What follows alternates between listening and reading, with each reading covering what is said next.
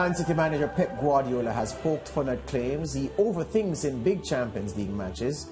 Pep is yet to win Europe's biggest prize with City, and his critics claim he often makes ridiculous tactical moves in the big matches. Ahead of Tuesday's first leg quarter-final tie against Atletico Madrid at the Etihad, Guardiola was asked if it is a challenge for him to not overthink. Overthink a lot. And is that fair? Absolutely. That's why I had very good results in Champions League. It will be boring my job all the time. I have to see the same way against opponents. They face different ways to play. So if the people can believe I'm going to approach or to play the same way Atletico Madrid and Liverpool, is because I don't like. I'm not thinking about that, because the movements from Liverpool are completely different than Atletico Madrid, especially because the players are different. Every player has a mother and father, you know. And the mother and father have a different personalities, a different type of players, and I have to adapt and adjust. That's why I love to overthink and create stupid tactics again, to after that, when I don't win, being punished. So this is the reason why. And tomorrow tonight I take an inspiration, and I'm going to do an incredible tactics tomorrow. So we play with 12 tomorrow. If he loses his tie, social media will be replaying this interview on a loop. Anyway, you can watch live coverage of Man City versus Benfica on the SportsMax app on Tuesday. Tuesday's other game between Benfica and Liverpool in Lisbon will be carried live on SportsMax. That match set to begin at 2 p.m. 3 EDT, with our pre-game show starting at 1:30 p.m. 2:30 EDT. Let's get the thoughts now of our football analyst, Brent Sancho. Brent, Pep, it's Champions League season once again, the part of the season where Pep usually does something that causes Bayern Munich or Man City to not go where many people expect them to go. What do you think about that overthink question put to him squarely by, I think it was the BBC reporter Simon Stone who put the question to him? Well, if overthinking brings you 29 major trophies, then hey, I would love to overthink every single day of the week. And to even ask that question, I think is a bit... Of course, look, at the end of the day, he is that type of manager. It's the reason why he is probably, in my book, one of the best managers to grace club football, because he's always thinking about the game. And that's what the sport is about. You have to beat your opponent. And 9 times out of 10, Pep Guardiola's teams have to find ways to beat opponents. Many of the times that you see games against a Pep Guardiola team is teams, of course, trying to nullify a Pep Guardiola team, or a team that's trying to stop a Pep Guardiola team from winning. So he has to be creative as a manager, and that's why he's so talented. That's why he's so good.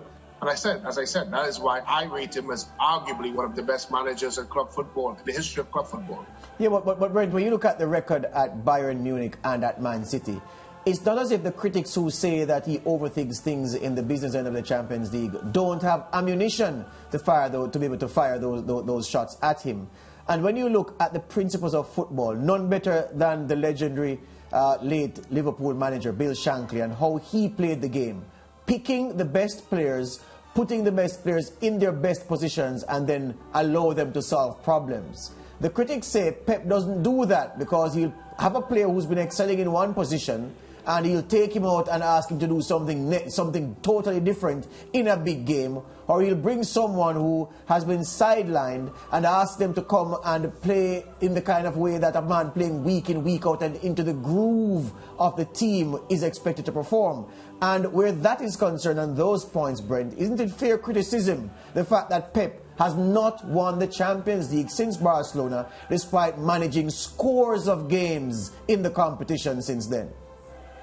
Look, let's put things into context. Under Manchester City, he has lost one game at the knockout phases, and that is against Chelsea in the final. A one-off game against any team in football could go. No, but he has lost it. He's lost. No, but Brent, he's lost knockout games. He's lost to Monaco. He's lost two-legged ties before in the Champions League. So he's lost those games in the knockout phase, but he's lost the final, the one-off final against Chelsea. Right, and that's what I'm talking about. Against Chelsea, it's a one-off game which can go either which way. We're talking about the fact that he outthinks himself, and that's why he loses games. When you look at his win ratio, when you look at what he's done and how many games he's won, it's very hard to argue the fact. Yes, I agree, there's one or two instances where he may have gone above and beyond. But that is what makes him special. It's the same argument that I would have as it relates to him playing without the forward. Because that's the way Pep plays. That's what makes him so special.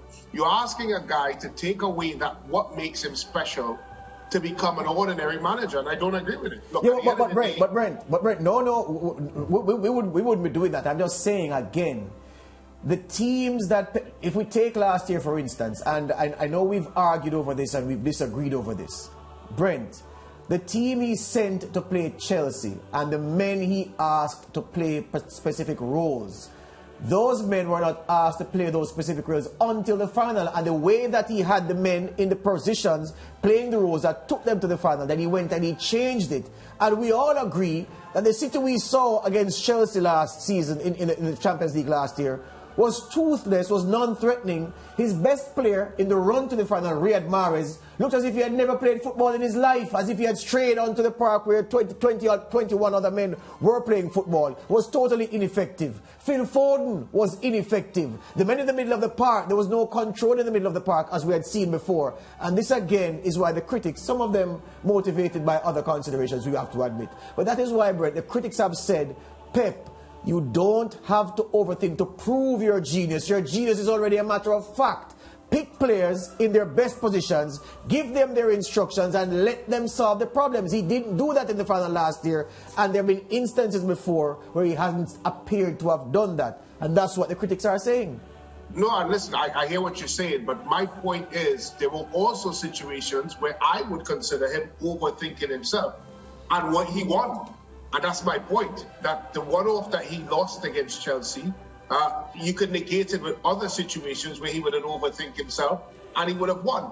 I remember when he first came to the Premiership and he had inverted wing-backs, and many pundits within the Premiership were ready to chastise him with overthinking himself and trying to play a different way. But of course, what happened? He won the league. And similarly, they talked about the fact that he didn't want to play with a recognized striker. And what happened? He won the league. I hear the point about the fact that he tries to go above and beyond. But my point is, that's what makes Pep Guardiola special. And to be honest, if he wants to do that and be successful with it, yes. I do, however, think that this particular year of Champions League is going to be a major decider as it relates to Pep Guardiola as a manager.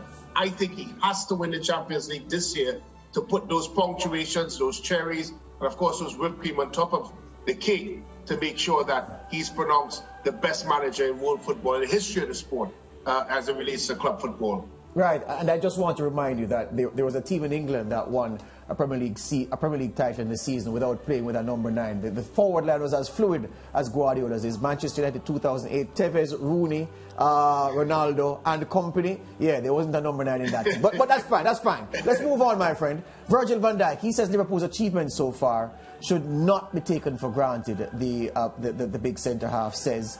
And you get the sense, Brent, that Liverpool are a danger to any other team that has designs on this Champions League because they have so many resources. Diogo Jota has morphed into a settler of big games right under our very eyes. And Klopp has him in a nice vein of form right now, not to mention the usual suspects who do the business when required. You know what, George? This is such a funny time for Champions League to be played. Because remember, these two teams beat each other, Liverpool and Man City, to decide the EPL.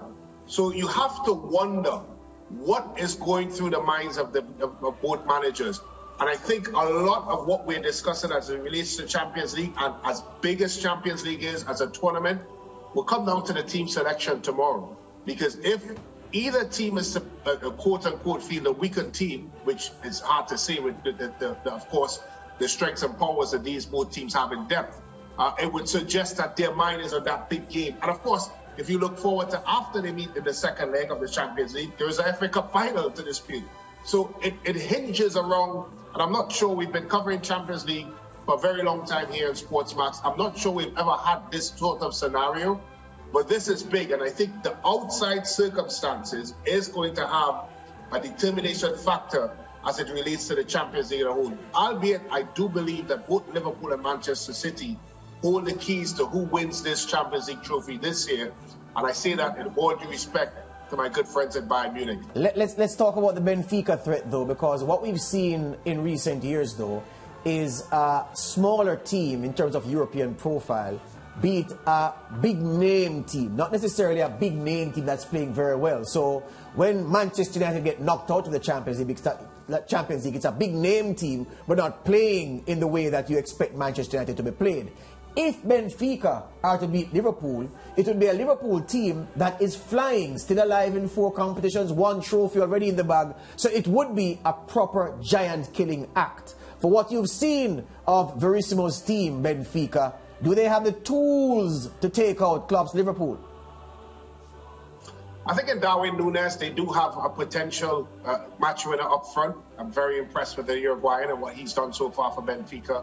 And of course, this is a Benfica team that strives and survives on not having too much of the football. In fact, of all the teams that's left in the competition, they have the lowest possession percentage. However, you can't look past Liverpool and the talents that they possess. And I just feel that this one game might be a bit too much for Benfica.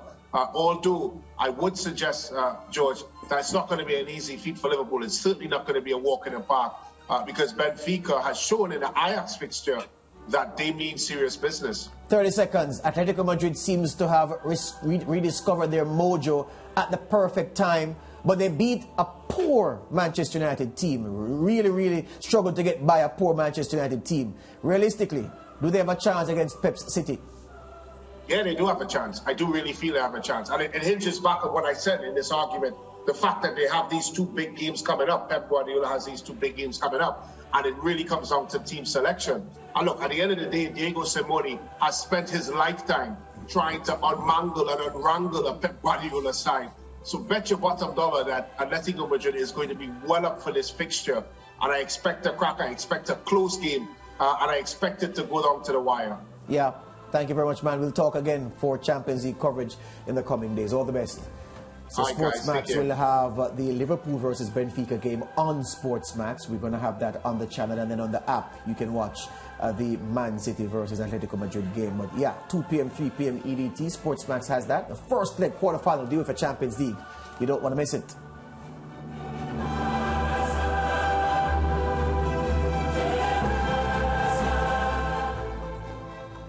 Keep watching SportsMax on YouTube for live and exciting sports. Subscribe to SportsMax on cable and download the SportsMax app to watch anytime, anywhere.